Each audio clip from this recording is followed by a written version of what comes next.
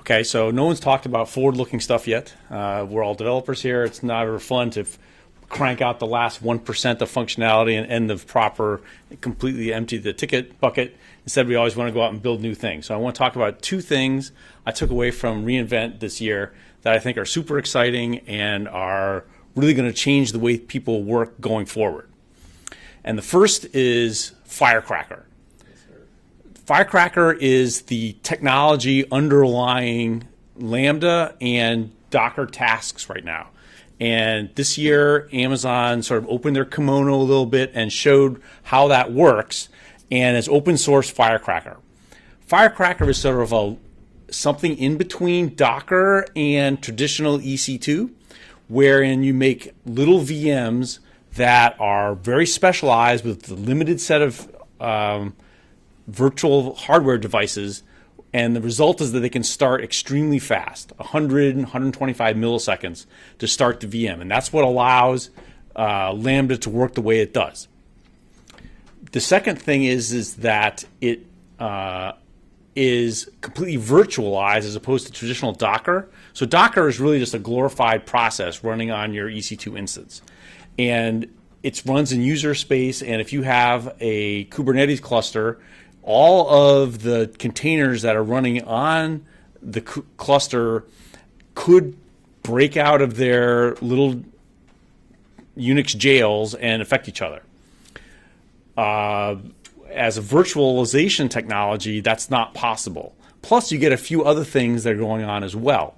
The Firecracker API allows you to rate limit the individual VMs running in there, so you can do things, for example, like limit the I/O capacity of this VM to a particular level so that it can't starve the host CPU, but unlike Docker, which there's no control out of it, if your container just pegs its CPU, it's just going to slow down your cluster. Now, I don't know if people know this, but when you go and connect to Google, Google spins up a container just for you, isolating your interactions with Google across all its properties to a particular container, which disappears when you leave. They spin up billions of containers a week for all of their customers. You can do that too now. You can create your app so that when a customer comes in, you spin up a Firecracker container just for that user. Kubernetes has announced that they're going to support scaling and all of the Kubernetes features on Firecracker VMs just like they do on Docker clusters. So this is a really cool technology going forward. You should definitely watch it. The second really cool takeaway I saw from reInvent is an AWS Lambda has now expanded what you can do with it.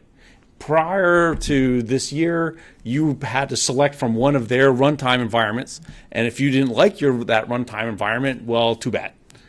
Now I think it's called Lambda Foundation, you can create your own runtime, and essentially as a Firecracker VM that is just for you. So if you want to code up your web endpoints in Lisp, or you feel like hauling out some of those old CGI scripts from the 90s that were super awesome that are written in Perl, you can do that.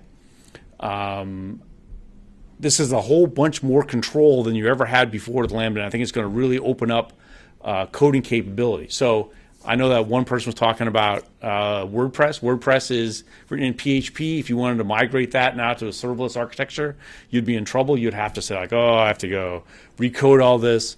Now I can recycle it with refactoring it and put a PHP runtime in Lambda, which is something that you could never do before. So these are the two technologies I think that you really want to look at. Go forth and have a lot of fun.